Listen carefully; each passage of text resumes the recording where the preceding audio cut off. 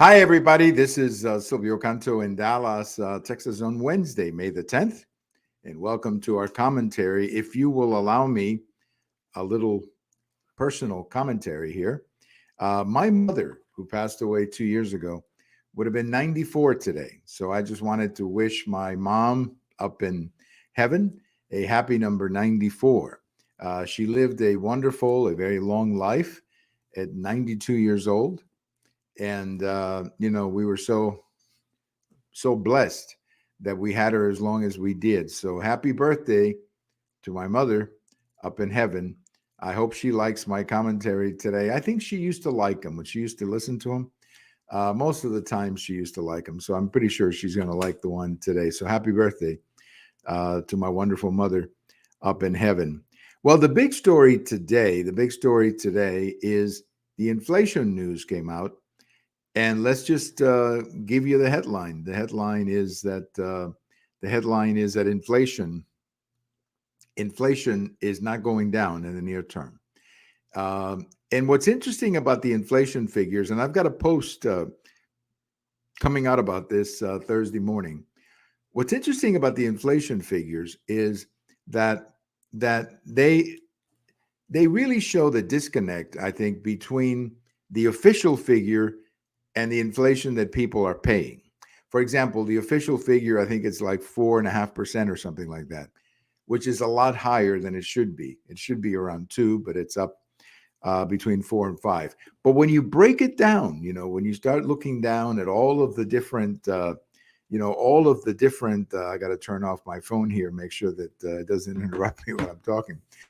When you look at all the different things that people spend money on, eggs, automobile repairs, food, the stuff that you spend money on every single day. When you look at those figures are really high. And this is the problem with inflation, that inflation is just more than a figure. Inflation is your daily life and the things that you spend money on. So what happens now? Well, I guess we will hear from the Biden administration sometime today that things are just fine. They're just fine. But I think most Americans will react to it a little cynically, to say the least. The other thing that is going to happen now, of course, is that interest rates will likely go up again. And that will have an impact on the economy, especially as we're looking at 2024. These interest rates take a little time before they start really hitting the economy. And of course, the interest rates are going to impact the price of a mortgage or the cost of a mortgage, the cost of an automobile, and just about any other loan that you have to take, particularly business loans that many companies have to take out. So the news about inflation was not good today. And that's a bad thing. I've got a post over at the American Thinker. I'm going to suggest that you check it out. And it's a post about Mexico and China. For some time, the United States has been accusing China of sending fentanyl to Mexico, where it either gets processed or is sent to the United States. Well, the government of Mexico made an important announcement in the last few days, and that is that they confirmed that fentanyl is indeed coming into Mexico, headed for the United States. Now, it doesn't always go directly to the United States, because I think it goes to different labs that they have, or different centers where they process the fentanyl. But the fact that the Mexican government has acknowledged this is pretty important, to say the least. And the president of Mexico, who's been avoiding this issue quite a bit, basically saying, hey, look, the drug problem is your problem up in the United States. Don't blame us. Well, the president of Mexico is now asking the Chinese for an explanation as to what exactly, why is this stuff coming? Because the reason it's going into Mexico is because there's a border, an open border, unfortunately, right now. And Mexico is next to the United States. I mean, obviously, they're bringing the fentanyl to the market or the customer who happens to be in the United States, and Mexico is the avenue, if you will, to make this happen. So that's a big story. It's a big story because it's a big admission on the part of the Mexican government that China is indeed using their territory to traffic fentanyl. What impact is this all going to have? I don't know. because we have to have a president who can confront Mexico and especially China over something like this. And so far, we don't have that. Unfortunately, we don't have that. But this is a big issue, I think, and should be a huge issue in the next presidential campaign. We should be talking about this in the next presidential campaign, and the role of China, which, of course, I think will be a big issue in the next presidential campaign, because if nothing else, I think whoever the Republican candidate is, whether it's Trump or DeSantis or whatever the combination is, I think we'll be bringing it up. And that is the threat that China represents to American interest. You look at the way China is operating right now, cutting deals with Brazil to eliminate the dollar from their trade deals, going around the world and gaining influence in many third world countries. That is all coming at the expense of the United States. So China is kind of taking advantage of what they see as the weakness in the Oval Office, and they're expanding and growing in pretty significant ways. So I'm glad that the president of Mexico has confirmed that China is doing this. I don't know what he's going to do. Frankly, I don't know what he can do, what options he has to control the problem. Because if China is putting fentanyl in the hands of smugglers or drug dealers or whatever, or drug cartels or whatever in Mexico, that creates a problem for Mexico too, because those are criminal elements within the country who are probably corrupting the police and corrupting other elements of the Mexican government. So it's not just the fentanyl coming to the United States. That's pretty bad.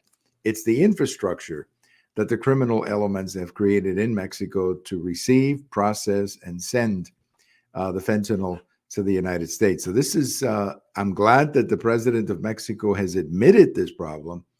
Now we got to sit down with him and see, what are we going to do about it? We can't just talk about this. This is a major threat to obviously the United States and to Mexico itself, being used as, if you will, the operational base for this type of fentanyl trafficking. It's not a good situation for Mexico either. Well, let's talk a little bit about California. You have heard, I'm sure, that they're going to be doing some reparations out in California. And there was a task force that recommended so many millions and millions of dollars to people who, I guess, could prove that they were slaves, because California was not a slave state. So it didn't happen in California. So I guess it would apply to people who didn't live in California. I guess that's what this would apply for. They would have to prove, of course, that they were in fact relatives of American slaves. How you do that, I don't know. I don't know what kind of records you would have to put up to prove that.